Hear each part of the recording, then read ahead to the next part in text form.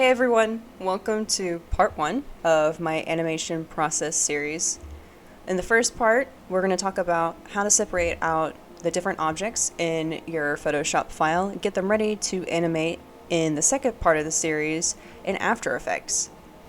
So for this video, I'm using an artwork done by an amazing artist, Mahime. I will put a link to her socials in the description below, so make sure to check her out and send her some love. She's amazing. And if we look at her Photoshop file, it has a ton of layers, which is fine, but we definitely need to go through and organize them and isolate them so that it will be easier to animate in After Effects. So it'll get a lot more organized, and it'll be easier to see where things need to go, because we're going to have a lot of individual animations happening simultaneously. So I'll go ahead and organize those, and then we'll get straight into the tutorial. Okay, now I have everything separated out onto separate layers, so it'll make it easier for me to organize in my head how I'm going to animate later. So for instance, I have the glasses on one layer, which will help a lot because when I animate the eyes moving or blinking, I'm actually painting on top of the base layer. So that helps a lot that the glasses are on a separate layer. And then the smoke lines, the arrows, I have also on a separate layer because I'll probably be doing frame by frame animation for that. The flame light I will probably redo so that it's connected with the flame flickering, which I'll get into more detail later. Then we also have the character is on a separate layer, which helps because I can actually take the lasso tool and take the hands and have them move at a different pace than the rest of the body. And what I'll probably do is I'll take different pieces off the body, so I'll lasso it, cut it from that layer and paste it on a new layer, and then animate it with that specific layer so that I'm not having everything on one layer and then it gets way too chaotic. So it makes it a lot more simple that way. I also changed the background so that it's nice and clean, so if I do want to go back and do the black lines later, which I probably will, it will be a lot easier to animate than having it directly on the background. So now we've cleaned it up, we'll move on to the next part of separating out each piece for it to be animated in After Effects.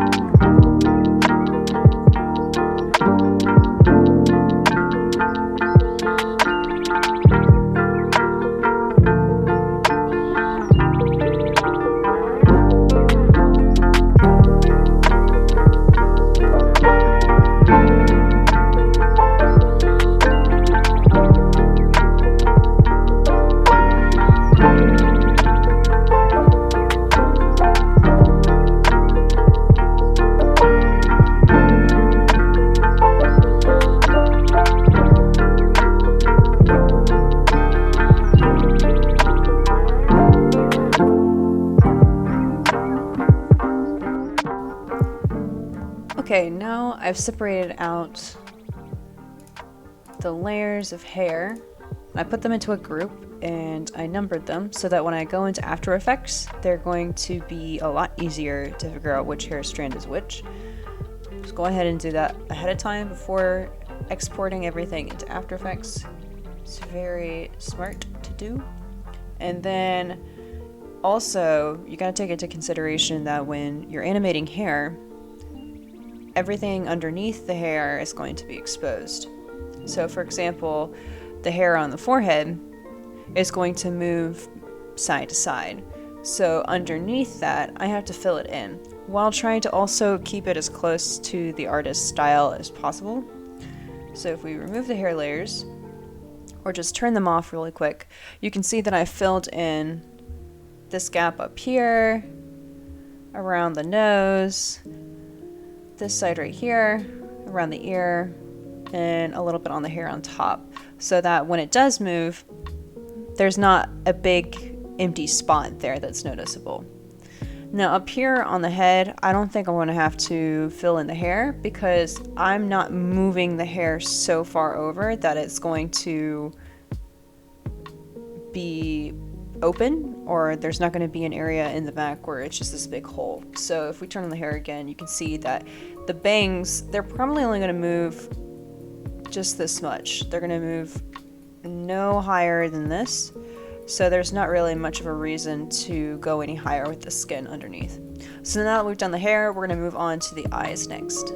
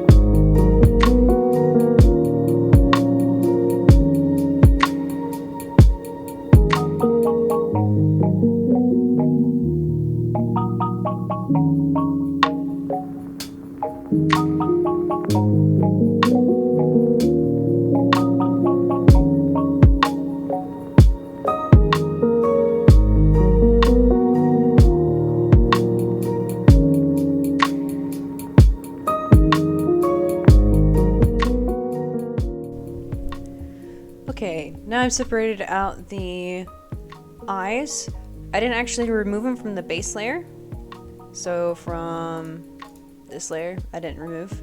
All I did was I created a new group, named it eyes, made a midway closing eyelid on top. So I just painted that on top of the base layer on a separate layer. So it's the reason why I named it mid is because it's only going across, halfway across the eye. And then from there I painted another layer and named it closed. And that's when the eyes are completely closed. You should be able to see a very fluid movement, so it's not too obvious that you painted them on separate layers. You want to make sure that they're all pretty cohesive. So you can just go back and forth, clicking on the visibility on the layers to make sure that they look good. So like over here you can see there's some spots that I can clean up a bit, which I can go ahead and do. And then we'll be ready to go.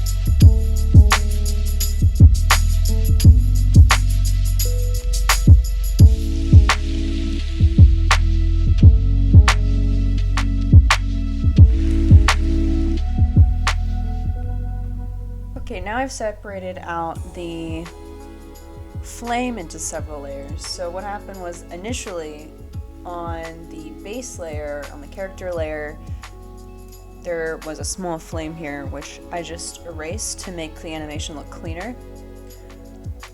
Then I created a new group file or folder and created five different flames. So the first one, turn off this one. The first one looks like this, and then the second one, third one, fourth one, and fifth. And we'll just have that on loop. So you shouldn't have to create more than 5, but if you want to, you can. It's for a smoother animation, but I'm just going to do 5 and see how it looks. And it's best to have a reference up while you're doing this, because I'm not a professional flame animator, so I have a frame by frame example on a different screen, on a different monitor that I'm looking at while I'm doing each frame. So I can kind of get an idea of what the flame is supposed to look like for each frame to make it look smoother, and also to try to keep it consistent with the artist's style without moving away from it too much. So now that we've done all of that, we're going to go back to doing the branches in the foreground and in the background, see if we can get that animated and in there. We'll probably just have it similar to the hair, well, they'll just move very slightly. And then we'll finally animate the skull smoke. And then we'll be ready to move over to After Effects.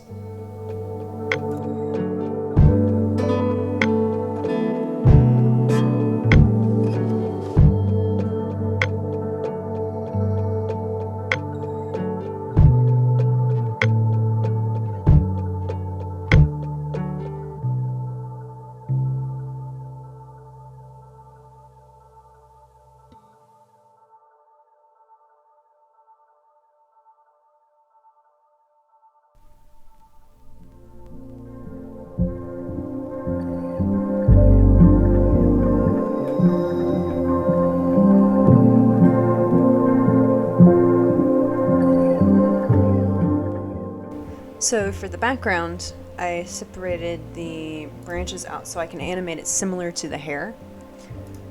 So for instance, we had one full tree on the left hand side. I just took the lasso tool and then cut it from that layer and then pasted it on a new layer.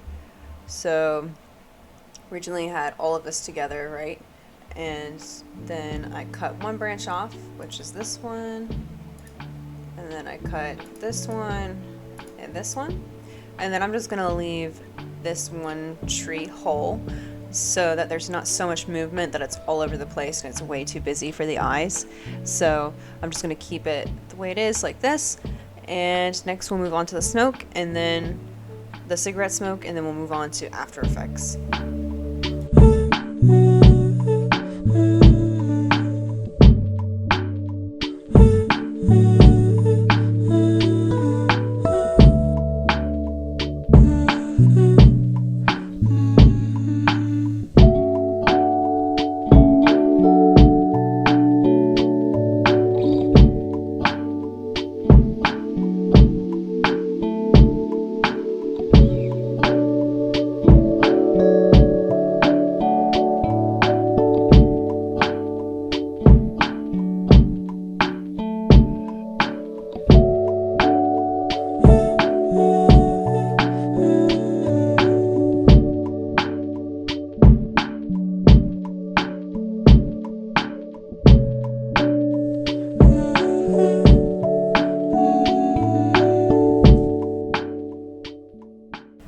Okay, the last part that we had to separate in Photoshop before bringing the whole file over to After Effects was the smoke. So to create the animation for the smoke, I decided to do frame by frame animation because that would look the smoothest. So what I did was I had the last frame be similar to the shape in the original image, and then I knew what the end goal was or where I wanted it to end. And then I worked pretty much backwards. So I had this in mind, the end goal. And then I created a new layer where it's just a small blob at the bottom. And then made that blob a little bit bigger. So this is the first frame that you'll see, which I named smoke_01. You can name it whatever you want, but I find that's easier to name the object and then a number beside it. That way when you bring it into After Effects, you know which frame comes first. Just makes it a lot easier. So you have that one, the first one, then you have the second one. And because the opacity is kind of low, I didn't set the opacity low up here. I erased a little bit of the layer with the eraser tool. So it's a little bit see-through, as you can see with the two layers overlapping. So the first layer and then the second layer is that one. And you can see with them overlapping that it's going to be a smooth transition to a bigger blob for the smoke. And I'll turn these two off. And then the third layer, you can start to see the eyes of the skull and the nose. I'll turn that layer off, turn the next one on, and here it's a little bit more defined, a little bit closer to the final shape. Then the next one, even closer, and so forth. And you're just trying to go from that small blob to that end goal, which is that one. So in total, I used 8 frames, or actually 7, because I mistyped on that one. So that's actually supposed to be a 7. So I did 7 frames to create this. I'm hoping that that will be enough. I also want to have a little bit after the original so that it will just stretch out and disappear, which I'll show in a second, so that it will seem more natural and it doesn't just stop at this last frame. So if you want to see all of them together, kind of goes like this, so you see how smooth of a transition it is to the final one. And what I find is the easiest way to do this, instead of drawing them all from scratch for every layer, for every frame, is that you copy the first one you did. So let's say you go back to your first layer, right? You have this layer, the small blob. You just copy and paste that, and then you stretch it out and you shape it the way you want to, add more to it, but it's kind of moving in the same direction as the first layer. So it's going this way. You copy and paste it, make it a little bit better, stretch in that direction, do the same with the next one. It's still moving in the same direction, still moving in the same direction, etc. So when you get to the final one, it's kind of all moving in that way so that it keeps it consistent. You don't have to overcomplicate this, especially if you're a beginner to animation like I am. You just try to keep it as consistent as possible without adding too many frames. The more frames you add, it definitely gets smoother in the animation, but if it gets to the point where it's really overwhelming, then it'll be hard to keep up with where the animation's going, and it'll just be way too overwhelming. So try to keep it as simple as possible and figure out what your end goal is. Know what that looks like. Start with a simple object as the starting point, and then copy and paste and change it as you get closer to the end goal. And that concludes part 1 of this series. So you should have several folders that have your organized keyframes that we went through in this video. So I have the signature on a separate layer just because I wanted to keep the background clean. So that's on one layer. I have the front trees, which are these in the front. I have the little flame light. I have the smoke, which is our little keyframes that we just did. Then we have our hair, which are individual strands. Then we have our glasses, eyes, some opening and closing. Then we have the flame animation with each frame in the folder. Then we have our base layer. Then we have our background branches, which we separated out for the branches that we want to animate. And then we have our background. So that way we have it all separated out and ready to go. We'll now export it to After Effects.